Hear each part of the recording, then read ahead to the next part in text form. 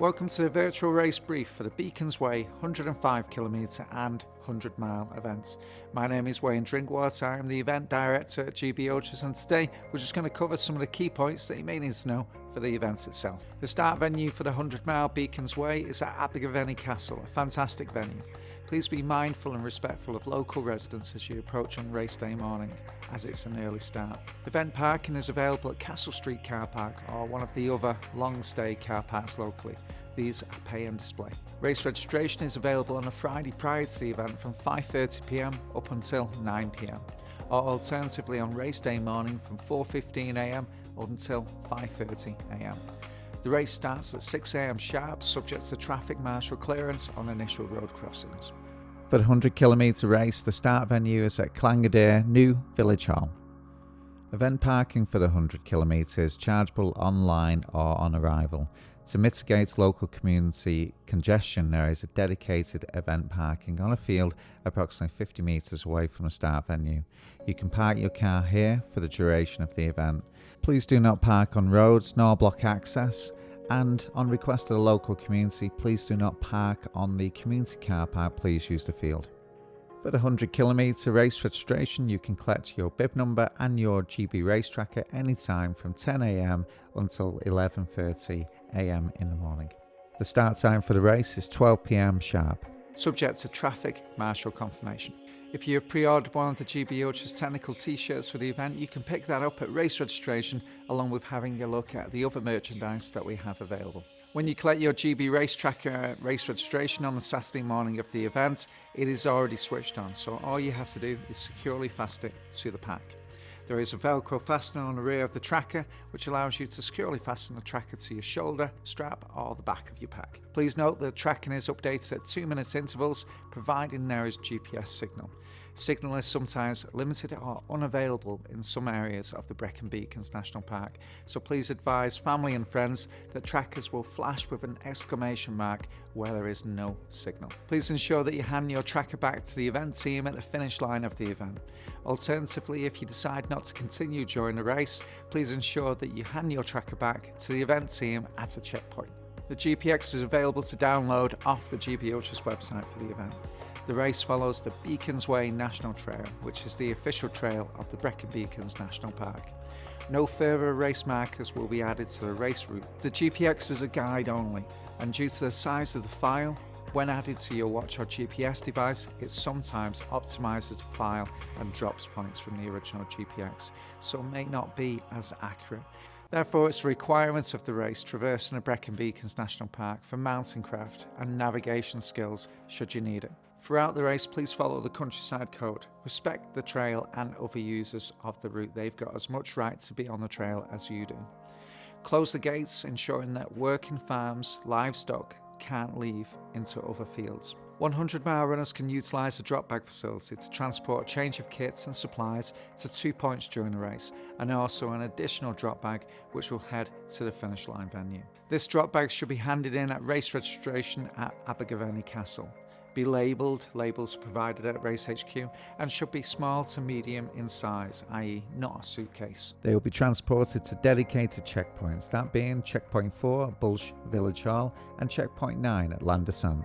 These should be different drop bags, and please do not leave valuables in them. Support crews are more than welcome to pick up drop bags providing prior authorisation is given by the runner at race registration. An early collection by the runner is fine too. Please note that the drop bags that have been given to the checkpoints at different locations during the race will only make their way to the finish venue when the checkpoint in question closes.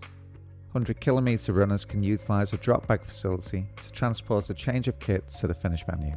This drop bag should be handed in at race registration at the start venue. Be labelled, labels available at Race HQ, and should be small to medium size, i.e. not a suitcase. They will be transported to the finish line venue for runners to collect at Llangader when they finish. The drop bags can be a changing kit, changing shoes, maybe some extra supplies, something along those lines. When you've collected your race number at race registration, you'll be able to pick up a drop bag label, which is heading to a designated checkpoint. You can then securely fasten this to your drop bag. Checkpoint locations for the 100km. Mileage at checkpoints is in approximate miles. There may well be diversions during the event, but cut-offs will be enforced per checkpoint. You should arrive before the cut-off. You'll then have up to 20 minutes to leave the checkpoint, but please bear in mind that taking this amount of time might impact you reaching the next checkpoint in time. Checkpoint 1 is at 7.5 miles into the race approximately, and that's at Talybont. Support teams are welcome, but we would highly recommend heading to Story Arms instead. Checkpoint 2 is at approximately 14.3 miles into the race, and that's at Story Arms. That's after you've descended from the central beacons, including Penny Van. Support teams are welcome. Checkpoint 3 is at approximately 21 miles into the race, and that's at San Helen Car Park. Support teams are welcome, but there is limited parking and the roads leading to the checkpoints are narrow. Advise support crews to please use what 3 words pre-race to find the location. Checkpoint 4 is at approximately 27.5 miles into the race, and that's at Penwilt Car Park. Support teams are welcome. Checkpoint 5 is at the old youth hostel at Landersand at 38.5 miles into the race. No support teams are permitted due to lack of parking. Checkpoint 6 is an outdoor checkpoint at approximately 45.4 miles into the race at Mountain View. Support teams are welcome. The finish line for the 100 kilometre race is at Languedoc Rugby Club. Please note that support teams are welcome, but no dogs are permitted on the pitch. Checkpoint locations for the Beacons Way 100 mile.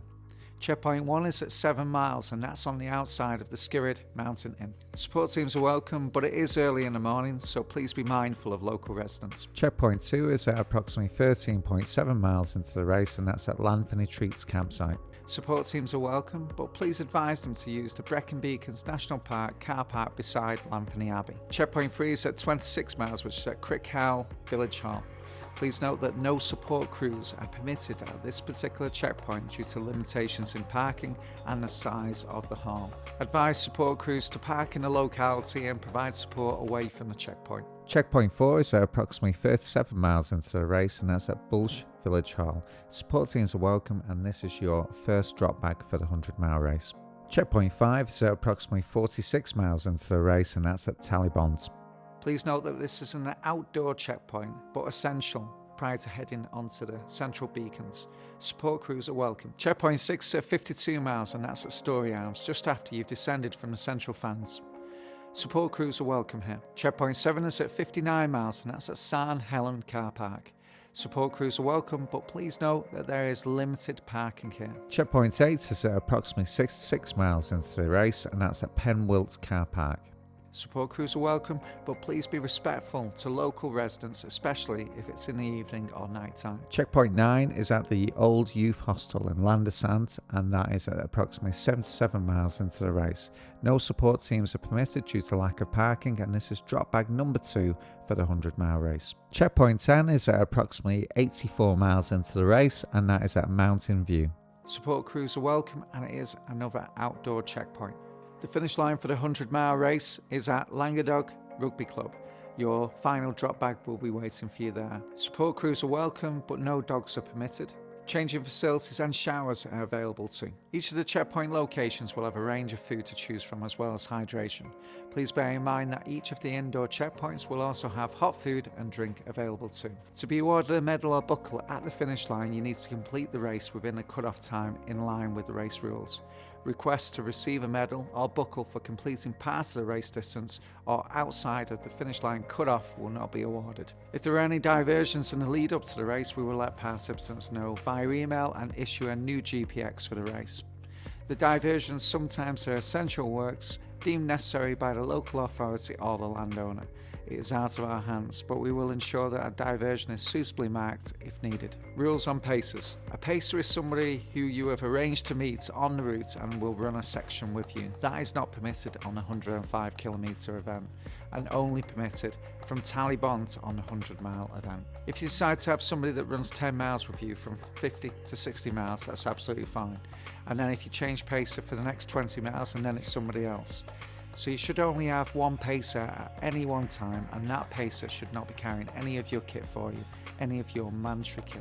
Pacers can carry other things that you might need, such as an extra base layer or anything like that, but all of your mandatory kit has got to stay on your back or on your person. At the checkpoint locations for the event itself, please respect any support crew restrictions that we might have in place. So we might say there's limited parking at a certain checkpoint, which means that support crews are not permitted. In the lead up to the race, please ensure that you look over the mandatory kit video, which is being done by Laura Yates, one of the race director team. The mandatory kit is the minimum standard kit that you must carry for the race itself. If you want to carry anything extra, such as a first aid kit, by all means feel free to do so. But this is the minimum standard kit, the safety kit that you need to carry at all times during this ultramarathon. The weather conditions can change quite rapidly, particularly in the mountains during the race, so please bear that in mind. That is why the mandatory kit is there, because there may well be changing conditions in the lead up and during the race. If there is a poor weather forecast for race day, then we may well add extra mandatory kit to the kit list in the event of severe weather. During our mountain races, we have dedicated mountain teams in place, identifiable with their high-vis tops on. So we may well action a low-level route prior to the race start or during the race by our mountain teams. During the race, there will be random kit checks and also potentially at the finish line. If you are found not to be carrying a mandatory kit for the race itself, you could be disqualified, or there may well be time penalties imposed during the race itself. It's important that we all play our part to respect the environment that we're in. During an ultramarathon, you'll be eating on the move, so any snacks, any litter that you have during the race, please make sure that it's secure in a dedicated pocket in your pack. Please ensure that if you're using that pocket for anything else, maybe your mobile phone, that you don't drop any of your litter out of your pocket when you're taking your phone out. So maybe just use a dedicated area of your pack for the litter. Make sure that when you come into a checkpoint that you unload all of your litter so it reduces the risk of any litter going on the route. This leads on to the emergency instructions for the event. If there is a minor injury, please let a checkpoint, a race marshal or race HQ know. Only in an emergency where there is a risk to life or limb, please follow these instructions. Number 1, please put on any spare clothing and use your thermal survival bag or bivy bag to keep warm.